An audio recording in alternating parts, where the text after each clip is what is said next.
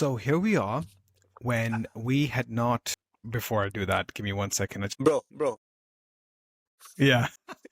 quit with the podcast voice. Just Yes. go with it, bro. No. Okay. Yeah. Keep Before. this in. Yes, it will be in. More in than out. Yeah. It will be more in than out. That's how we like it. Yeah. Who said that?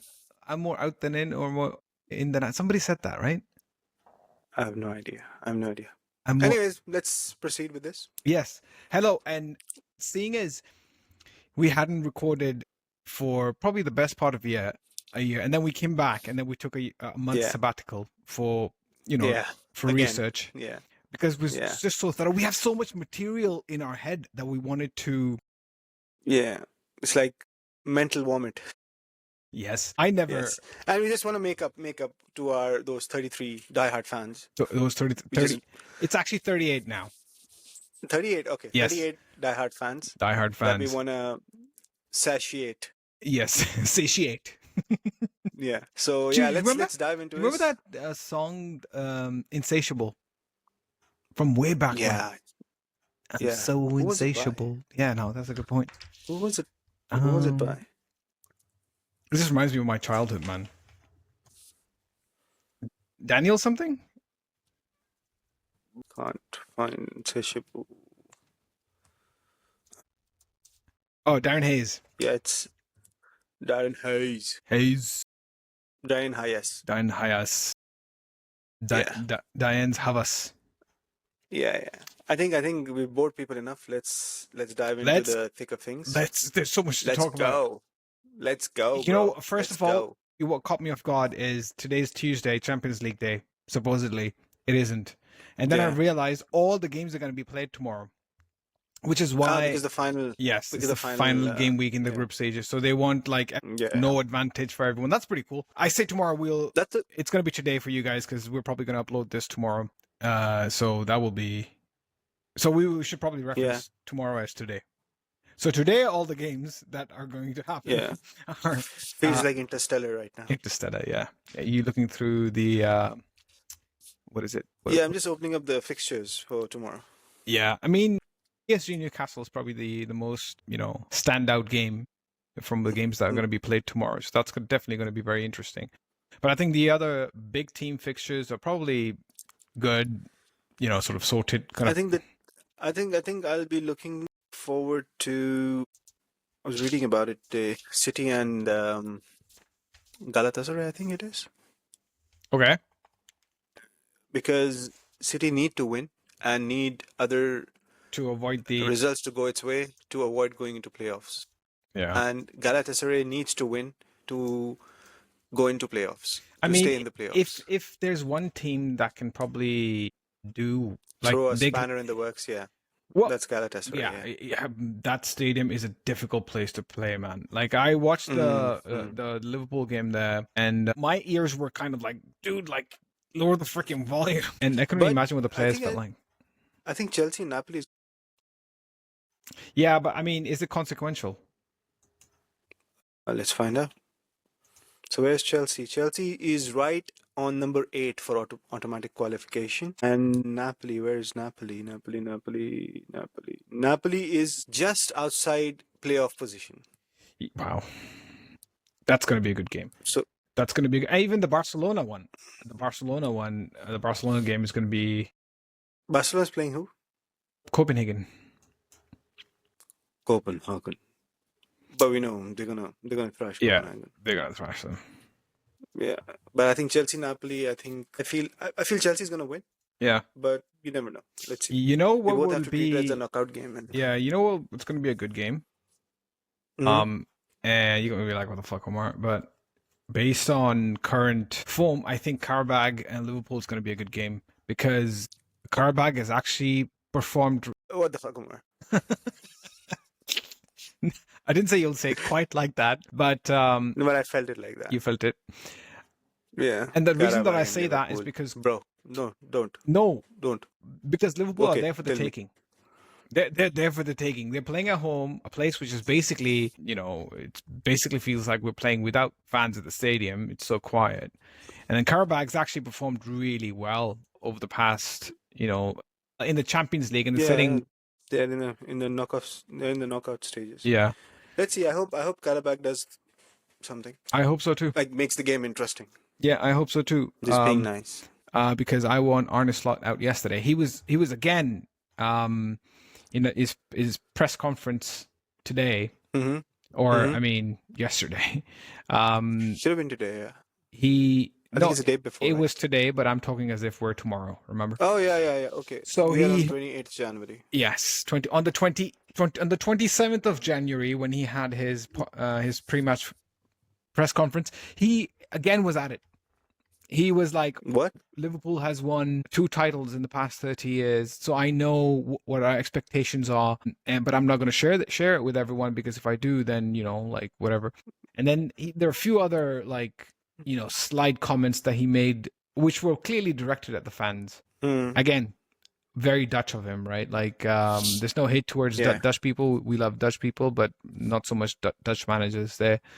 I mean, we have Van Dijk. We love Liverpool fans love Van Dijk and Gini Wijnaldum and not so much Gakpo, but and Dirk Kuyt. Yeah, we've got some history with the Dutch guys. Ryan Babel, yeah, Ryan Babel, man, he was one of the reasons why I fell in love. Let's move on. Yeah. Remember that Chelsea goal? Time for your nostalgia. That Chelsea goal? No, in the Champions League. That was a sick goal, bro. That was a sick goal. Let's move ahead. Okay. So yeah, I mean, it's definitely going to be a good game. Yeah. I think I'll be watching City and Galatasaray maybe, or probably Chelsea Napoli. Yeah, because you can't watch Man United. Yeah, that's fine. Just count your days, bro. Your days are numbered. Anyways, speaking of which, yeah, do we want to talk about top 4? Top 4 of Premier League. Premier League top 4, yeah. Okay, let's give it a go. Yeah. Yeah. Go on. You tell me. What do you think? Who do you see winning the league? Yeah. Do you want the order? Or you just want 4 teams? Give me your top 4 teams. No, don't do that. Not in order, right? No, tell me. So there's Liverpool in the mix. There's Chelsea in the mix. There's United in the mix. Potentially Newcastle in the mix. There's potentially any one of those top 10 teams. I don't know who's gonna win. I think the winner is gonna be between Arsenal and City, and I think the top 4 are going to be again. Forget the title. Like that's either gonna be City or Aston Villa. The top 4 teams. What I predict from what I see right now, the top 4 teams are going to be City, Arsenal, United, and Chelsea. So you think? Well, okay.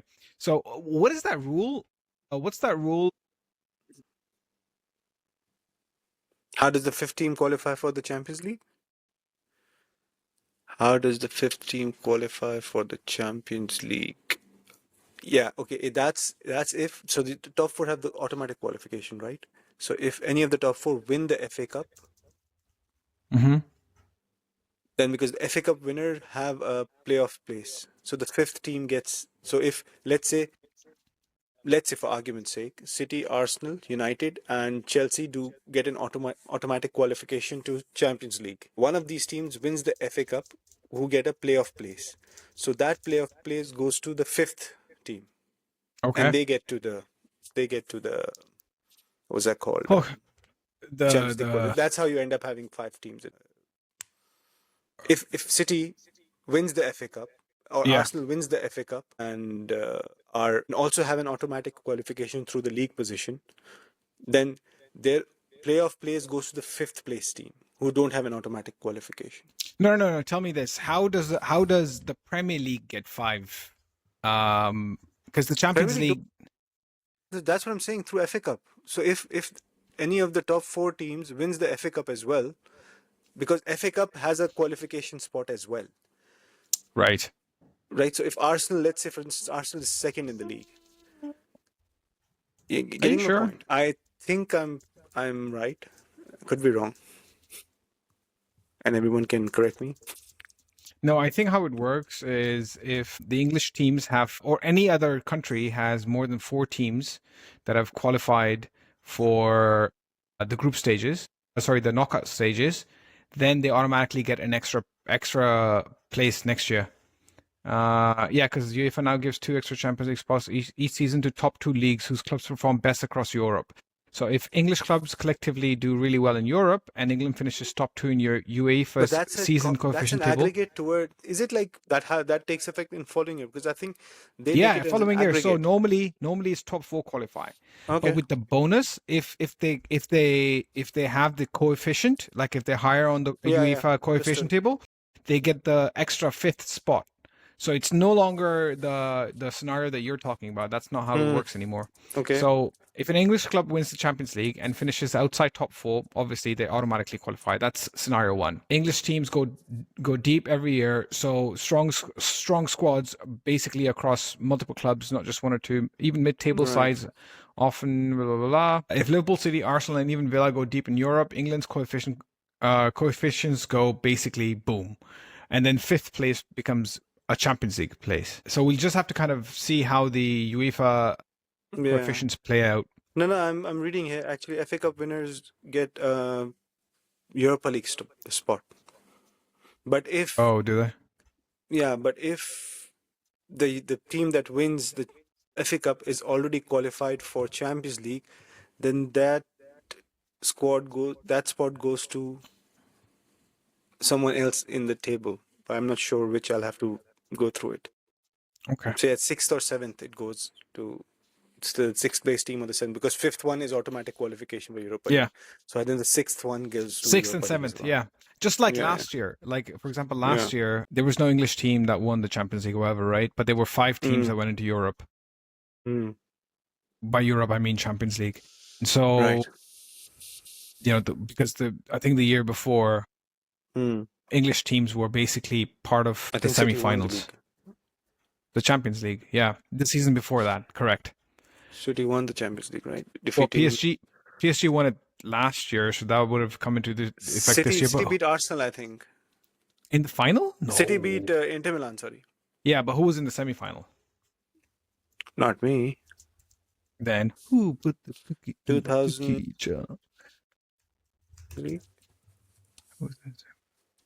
of the champion 2024-25. Okie doke. Okay, I'm wrong. Actually, 24, 23, 24, 25. Okay, so it's Arsenal, Paris Saint-Germain, Barcelona, and Inter Milan were Champions League semi-finalists. So Arsenal were playing PSG. Okay. And Barcelona were playing Milan. Madrid? Okay, so the one before that was won by Real Madrid. Okay. Then was it the one before that? Okay, this is all getting all confusing. Why are we even talking about Champions League? It's a boring competition. Yeah, so basically, quarterfinalists were Arsenal, Madrid, Paris Saint-Germain, Aston Villa, Barcelona, Borussia Dortmund, Bayern, and Inter Milan. So because we had 2 teams in the quarterfinals, 2 English teams in the quarterfinals, I think that's why we got the extra spot. How many did Spain have? Who got the extra 2 spots for Champions League in this season? Can you hear me type? Yeah. Okay, so yeah, Spain and England got the 2 extra spots. 1 each, okay. 1 each, I think mostly it's going to be like that. But anyways, moving on. So yeah, moving on, therefore, thereby, however. So anyways, I've told you my top 4. What do you think are the top 4? So do you think we're going to get the extra spot, the extra... Then give me your top 5. Top of the 5th would be Liverpool. I'm confused between Liverpool and Aston Villa. It's hard for me to do you think Aston Villa are going to drop off that much? Yeah, they were. Bro, they don't have Europe this year. Yeah, I know. No, actually, You see, for the next 2 weeks at least, they're missing McGinn, they're missing Tielemans, and they're missing. I think they're missing Onana as well. Yeah, but Onana is injured basically half Kamara the is season. gone. Kamara is gone. Kamara is Okay, out for the well, rest of the season, I think. I mean, Morgan And Rogers is playing, man. they're missing other two. But yeah, for all Morgan Rogers, what's that called? Mav, Prowess. the flair of Yeah. all. There's a lot of hard work that's done behind the scenes by McGinn and Tielemans. Oh, I agree. And if you don't have that, though, yeah, that's they're the gonna be Gini difficult Wijnaldum and yeah. Lanas and like so on and so forth. I feel personally, I could be wrong again, but I feel Arsenal is going to drop out of the Champions League places. Okay, interesting. Interesting. Yeah. Because I think Chelsea is picking up pace. United, I know I've said United. I think again, I probably I'm saying this too early, but I think United will finish in Champions League places. So you think Liverpool is going to miss out? It's going to probably be fifth or sixth. Again, sorry. I'm fifth. No, that's what I'm saying. I don't know if Liverpool, because considering the way Liverpool is playing, I mean, I'm not trying to be a United fan here and tell you that Liverpool's not going to be whatever you want to be. I'm being very objective, and I think the kind of football Liverpool play, I don't think teams are scared of facing Liverpool right now. Yeah, that's why I think the Carabao game. Yeah, but then that's for me. That's the same for Villa as well. So that's why I can't choose between the two. Like if today you ask me if United would face Villa or Liverpool, I couldn't tell. I mean, I'm yeah, fine with but both. I mean, but Villa are more than likely to. But I think Villa has a better defense. That's what I feel. Yes. Right. Yeah, and the Premier League defense is what gets you basically. Yeah. So I think Villa might just edge past, but I know if you take out Morgan Rogers from that team, if you take Morgan Rogers out of that team, who's scoring their goals? Watkins is like a very hit and miss this season. There's no one else scoring many goals over there. So yeah. So I think, but I still think Villa might just edge Liverpool. But then again, they have the last day. Ollie Watkins has actually scored 8 goals this season. Morgan Rogers is sitting at number 2. Buendia at 5. Daniel Malin for Matty Cash. I like that guy so much, man. They don't have the depth, huh? That's what I'm saying. They don't have the depth. Yeah, but they don't need the depth. That's what I'm saying. They're playing one game a week. So what are you saying? You haven't even said your team and you're just pointing fingers at my selection. Okay. Tell me your 5 teams.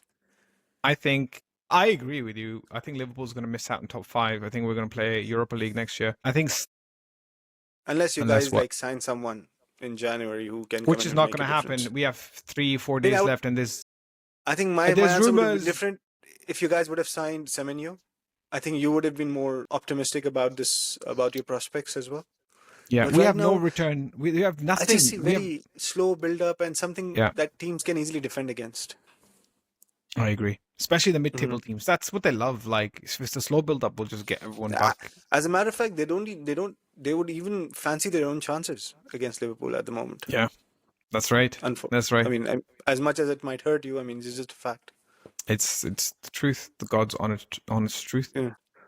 So I think my top 4 will be, I think City will win the league. And it's only, I mean, I'm not trying to hate against Arsenal, even though I'd love doing that. I don't think they have the depth, but they don't have that mentality, the winning mentality, because they rely too much on the shot, on the set pieces. So I think City will win. Arsenal finish second. Arsenal finish second. And then Aston Villa will finish third. I still think Aston Villa has it in them and finish third, and then I think it's a Chelsea probably finish 4th, United 5th, and then Liverpool or Fulham at 6th or 7th. Okay. I think Newcastle or Liverpool 6th or 7th. I think Fulham may be one of those surprise teams. They're playing so well, man. They're playing so well, and the advantage that these teams have, like the Fulhams and the Brentfords and the Sunderlands of the world, is they don't have many competitions to focus on. Exactly. Focus on the league, right? Yeah, that's exactly. Right? So it's strange, and this is what fills me with lack of confidence. Is again, I'm going to go back to Arne Slot. one of the things that he said in his press conference on the 27th of January is he said we cannot play 3 games a week. Well, why? No, when he signed on, why did he sign on to be manager of Liverpool if you couldn't do that? Yeah, like we cannot play 3 games a week because we have too many injuries. Well, Mr. Manager, have you looked at the academy? Okay, you don't want to use the academy. Fine. We're literally in a transfer window. Go and get somebody. Even if somebody's half good, get somebody on loan. Okay, tell me one thing. I'm just going away from the topic. Who do you think is going to get relegated? Oh, I've actually thought about this. I think Wolves is definitely going down, and I would like to see them go down because I would really like Liverpool to go in for Andre. I really like that defensive midfielder of theirs, man.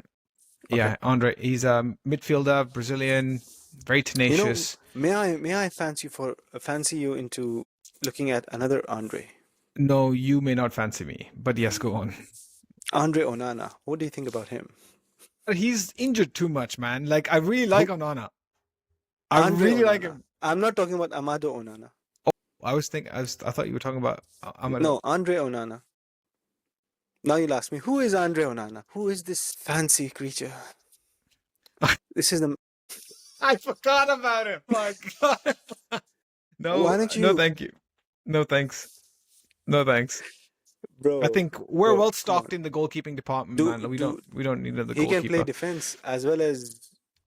Oh, he can play as striker. You can use him on kids' birthday parties. He can... Fancy dress.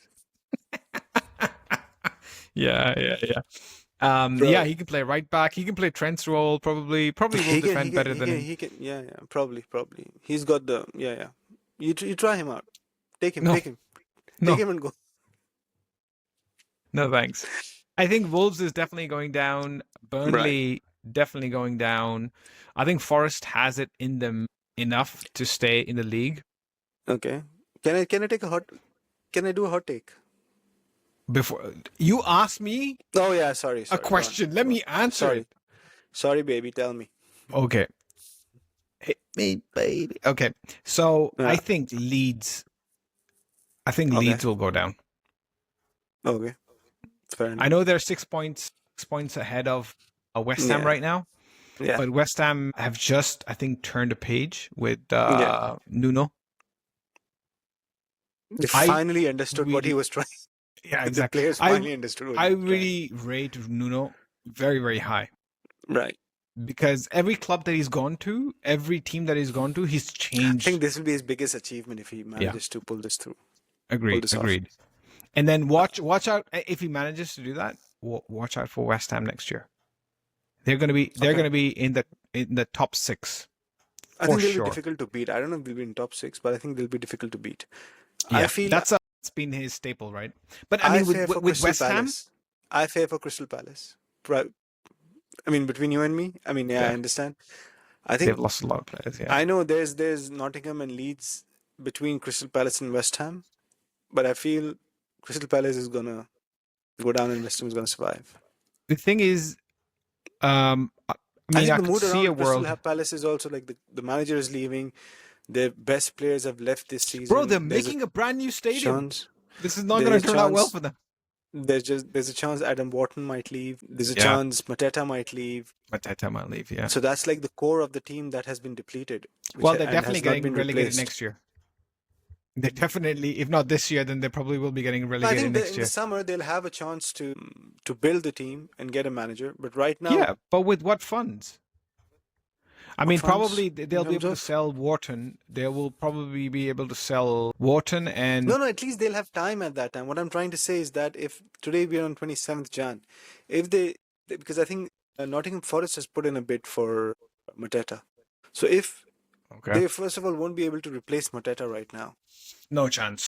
There's not that many strikers out there. When the players know that the manager is not going to be there at the end of the season, just there's uncertainty. It has made manager has made his own life difficult in motivating his players. So I think I wouldn't want Crystal Palace to get relegated, but I think there's a high chance they might. That's all I'm saying. No, Nottingham Forest has invested too heavily to be relegated. They've got the players to keep them up, I believe. Yeah, I agree. Which is why I love that that's why defender, centre back Murillo. Murillo, he's got one hell of a left foot, man. He's amazing. I don't know how Amazing he's still at Forest, man, with the demand for defenders. I don't know how he's still at Forest. He should be at a top 6 club. And he's a left-footed centre back. He's a left-footed, who are a rarity. He's a left-footed centre back. And a powerful left foot. Yeah, no. It reminds me, it reminds me of Roberto Carlos. Like the way that he swings his foot. No, but what I like about him, he's brave. He'll put his head everywhere. And he's good reading of the game as well. And he's brave and strong, obviously, as you said it. So I think he's a very good. I don't think he'll be at Nottingham Forest next season. Yeah, I don't think. Yeah, I think. Well, that depends. Depends on a lot of variables. Somebody has to come in for him too. Like, no, I think where will he go? Someone should come in for him. But but where will he go? How we've seen. What's that called? Yeah. There are a lot of good defenders in the Premier League, centre backs especially, who we feel. This will sound very childish, but in FPL, you take those defenders because he's giving you points. The first thing that comes to mind is Dunk. Yeah.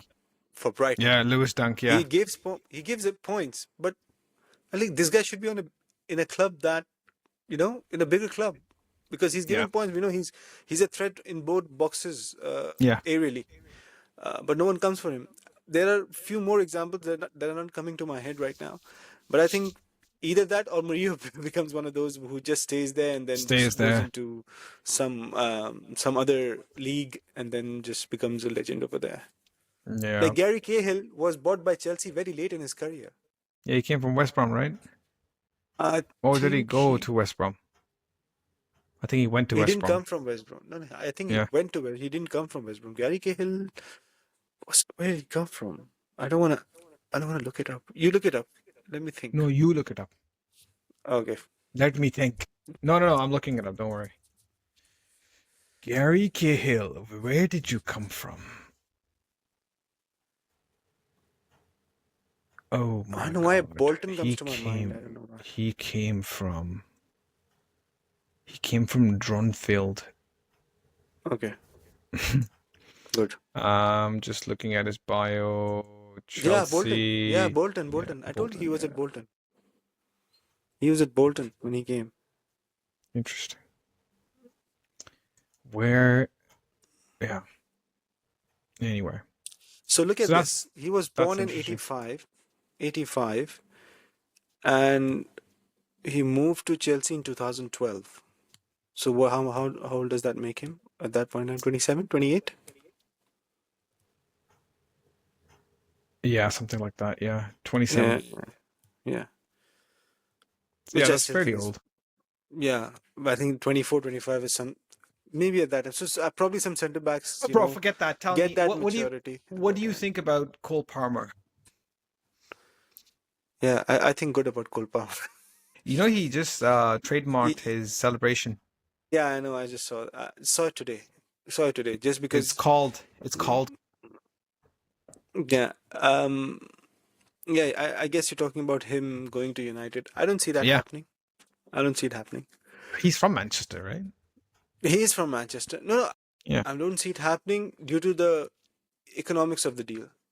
I would love to have him at United, definitely. He's a great player. He's young, he fits the mold. He's young, yeah, exactly. He's a creative player, something that United could appreciate. And also, people are saying that, maybe by the summer, Bruno Fernandes will go and he'll become like a replacement for them. But I don't think Bruno leaves anymore. I don't think Bruno will leave anymore because if he does, whenever he does, because you can't do anything about the time, right? His age, he's 31 already. He's going to be 33 by the end of next season. Yeah, but he's the core. He's the leader. No, I completely agree with you. I would love to keep him, but what I'm trying to say is that his legs are gone. For argument's sake, his legs, whatever it is, I don't think you can't replace Bruno, the current Bruno. The kind of consistency, the kind of injury record he has, I don't think Bruno can be replaced by anyone right now. Yeah. The way he's carried the team. I don't think. I think that would be too much, asking too much of Cole Palmer if he does come in. He's a great player, no doubt. But would he be able to be as mentally tough as Bruno and as physically tough as Bruno? Bro, he's been doing that for Chelsea. Not physically tough, but he's been doing a lot of the heavy lifting at Chelsea for... Yeah, but then Chelsea has been doing better than United. Chelsea is in Champions League. No, I get that. What I'm trying to say is the disappointment and the dejection that Bruno has faced over the past 4-5 seasons, where the team has not performed. Yeah, but I think you're more than likely you're more likely to see consistency in management, consistency in development. You know, dare I say, at Manchester United, probably better than you will at Chelsea at this point, because Chelsea. And there's I would also so like much to mention here. No, I completely. I know what you mean, but I also would like to say here that he should be mentally ready to come in and have comparisons drawn against Bruno Fernandes. Also, and have higher expectations, because at Chelsea the expectations were probably not that high, but you come to Manchester United and then people think Chelsea's a big club, and I hope he lives up to it. I mean, we're all talking hypothetical here. Yeah. If he comes, but if he does come, I think he has the tools to perform. Just needs to stay fit. Yeah. This season has been a bit of a hit and miss for him. If he wants, he's been a boyhood fan of United. So I would really want him to come and fulfill his dream. Who are we to stop him? If he has the chance, if you had the chance at any point in stage to play for your boyhood club, why wouldn't you want to take it? But he's contracted with Chelsea till the age of 30. He still has 7.5 years left on his contract. I think most of the players at Chelsea are contracted till they're 30. So financially, I don't think it makes sense. But yeah, I mean, if it does happen, if Chelsea and United are able to strike a deal, then I mean, he'll be welcome with open arms. Yeah, definitely. Yeah. Interesting. Yeah, but I don't see it happening financially. Yeah. Just because, purely out of financial thing. Not because United would not want the player. Also, United also has focus on different areas of the pitch right now. They want to strengthen the midfield, but the defensive midfield rather than attacking midfield at the moment. Yeah, with Casemiro going, Yeah. And probably. And I think Ugarte didn't turn out to be the player that you guys thought he would be. So that's another the miss. So I think, what I don't like is why not a lot of these clubs give opportunities to players coming out of the academy going into those roles, because, like you see that risk being taken quite frequently on the higher up on the field than on the defensive side. I don't remember. I mean, that's why I really liked Amorim promoting Aiden Heaven and Kwanzaa coming through the academy at Liverpool. And Aiden Heaven actually didn't break his trust. He's been good. He's been a good performer. But I guess you're right. That's a trend. I think everywhere. Yeah. I think for defensive players, they do send them out. Most of the defensive players, be it a defender or a defensive midfielder, they do send them out to loans more so than. And then should, like, another example for Liverpool is Tyler Morton. I don't know if you are familiar with him. I've heard his name. He's probably the best midfielder in top 3 in League One right now. Okay. He's playing really well for Olympique Lyonnais. On which metric, Mr. Omar? In general, he's a midfielder. In general, I feel he's the best. We don't look at stats, bro. We're all about what meets the eye, because beauty lies in the eye of the beholder. In the eye of the beholder. Yeah. So anyway, that's pretty much it for today's episode. Is it? Yeah. I think I wanted to talk to you about a couple of more things. But I didn't want to talk to you any more than But you have to listen to it now that you're here. What do you think about Gabriel? I think I sent you a video just before we started this about Gabriel snubbing Maguire's handshake. I did see that. I mean, what do you expect? I wasn't surprised. I didn't go like, I did that. Now. I rated Gabriel. I thought he was a good sportsman. He used to give me that vibe, but he kind of lost Saliba, a bit of respect. I would expect that more from Saliba than I would from Gabriel. I find Saliba very innocent. Yeah. I don't know, for some reason. He has that innocence on his face. So, yeah. He's like that really tall, dumb dude that you have in school. You know, we're obviously being very, very rude, but yeah. It but sounds you guys true. get the gist. Yeah, you guys get the gist. And but I agree. Who else? That's what you expect from Arsenal, right? Like that's why we don't like Arsenal. Bro, I don't know what the whole stay humble thing and like maybe the shenanigans. Maybe it was too soon because it was just right after the whistle, and he just probably need a few. There's no such thing. It's I'm just giving him a benefit of doubt, bro. I'm just giving him a benefit of doubt. Yeah, no, I understand. But you understand that this is their bread and butter as well. I mean, yeah, fair enough. They work the entire. Well, I mean, it's the bread and butter for a lot of players. Like you look, I mean, the amount of how the social media look at the games. Flooded. Look at the games, bro. Look at the games that have been played, and you can almost see this. What's that guy, man? On Sky, Kane. Roy Kane. Roy Kane, yes. Roy Kane? Yeah, that guy. Excuse me? Yeah. That guy, Roy Kane. You know Tyler Morton's name and you don't know Roy Kane? I know. And you want to do a football podcast? It's all about the future, man, not about the past. Don't stop blaming in the past. So Roy Keane used to get pissed off the past 4 or 5 years when he used to watch games between City and Liverpool sometimes, because he would see the amount of amicability between the two teams, and that was more respect for the opponent than the amicability. No, I understand what you're saying, but that he used to complain about that emotion being shown by the players before the match. He doesn't mind doing it after the match. No, I'm talking about after the match too. After the games too, like everyone's just like saying what's up and like good game and all that kind of stuff. Like that. I mean, you're at the end of the day, you gotta shake somebody's hand and like just say, good game. Be a gentleman about it. You don't have to be chummy with them, but at least a handshake is a good custom, is a good practice. He wasn't asking for a French kiss, was he? No, that's what I'm saying. That it's a good gesture to end the game on a good note. That that you gave your best, I gave my best, and whatever the result is. Exactly. Yeah. If you're on the losing side, I know it is more difficult, but then it shows your personality as well. Yeah. Yeah. And that's exactly what we're saying. I'm not saying it's wrong. It's bad behavior. Well, I'm saying it's bad behavior. I'm not saying it's wrong what he did. Let me make this very clear. Who's wrong? Who's not wrong? No, he's wrong. Gabriel.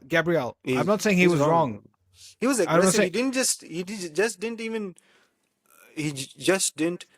refuse the handshake. He was but he wasn't mouthing shit. Yeah, no, but he wasn't like he didn't punch him in the face or something. You know what I mean? Like it wasn't. That's extreme. Yeah, but it was that would make it wrong. This was not wrong. It was just bad behavior, and this behavior is very prevalent in that environment. You just see it happen too many times, and you have to at one point blame the system or blame the environment that you're creating, as opposed to keep it, one off. Yeah, well, they're sore losers. That's all I can say. Yeah, that's to sum it up. What was the other thing you had?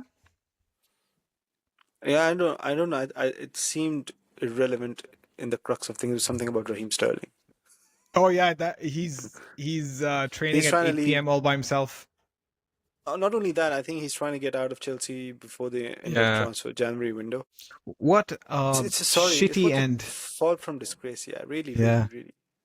It just comes to show that obviously, if you just look after your interests, in the end, you're the only person who's going to be looking after you.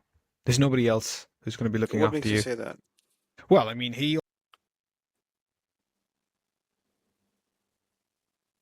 Yeah.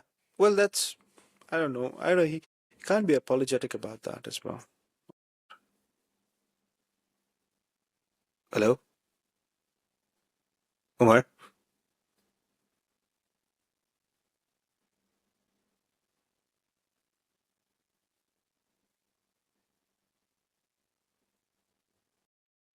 Yes. For what happened there, but I was kicked out for whatever reason. I think that may be because we are getting close to time. And that time maybe end of time. Yeah.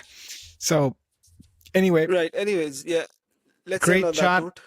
Yeah, and definitely we'll definitely come back for another episode soon without a break, maybe. And this time we're probably going to have Champions League results. What's up?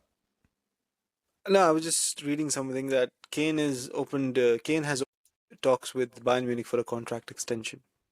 I mean, his career is done, bro. Like he's playing at Bayern. It's been a decent career. Yeah, of course. You play for Tottenham, then you play for Bayern, like a fallen giant. And he's become, I think he has already become England's highest scorer as well, right? Yeah, he has. Yeah. That's true. So not a bad career. Yeah, great career actually. In fact, no, not a bad career. Not a bad career is the way. Like, how many trophies does he have at the end of the day? Like that's what your measuring stick is, right? Like how many goals you've scored. I think he wants to probably win a Champions League with Bayern now because they've won. I don't see it happening, bro. They lost against Augsburg over the week. Yeah, but have you seen their stats this week? This season. Yeah, they are really good. I agree. They're scoring goals for fun. Bro, like, look at their wings. They've got Luis Diaz on one side and you got Olise on the other end. I think they do the right wings exercise.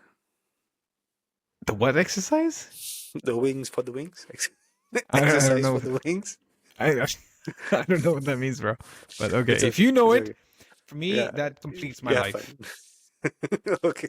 How do they do it? But yeah, do it again? What have they got? No, do the exercise. I don't know what you're talking about. Exercise? Yeah, do the wing exercise. I did already. What was that? Olise? Luis Diaz. They have one more. They've got this new kid, Carl Leonard. Starmer? Bro, you know what? He's a little piece of shit is what he is. Do you know what he did? Yeah. He basically in like Bayern team meeting or something. It was like a get together of the team. Okay. And he basically gets up and he says, "My dream is to play for Real Madrid." And I saw that. It's like, what do you do, bro? Was it a Bayern dinner or was it his interview? Yes, something like that. Yeah. No, it was not an interview. It was like a Bayern dinner or something.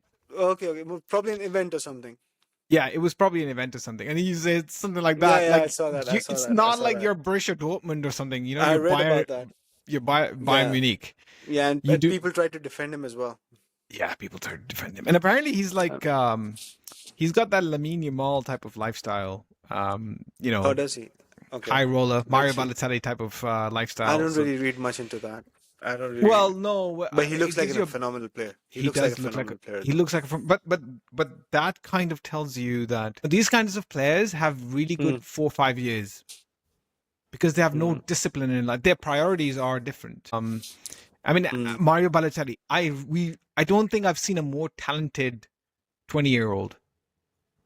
I remember signing him for freaking Football Manager, bro. Like he used to score free kick after free kick, and I used to love that guy. I hated it when Mourinho signed him from Inter. Yeah. Mourinho didn't sign him for Inter. City signed him from Inter. Sorry. And like he was good, but then his lifestyle, the firecrackers, all like women, like you have to have the firecrackers was too much. I was like, why? What's the need? Yeah. Why? Well, it's like how far you can go, right? Like at one point, how much money is enough money? Then you're just kind of asking for power, right? Like that's what it is. But anyway, on that bombshell, right, bro. Yeah. In the words of, can't remember who. Let's end episode 15, and we'll be back and see you again. Definitely. Cheers. Take care. Cheers. See you. Guys.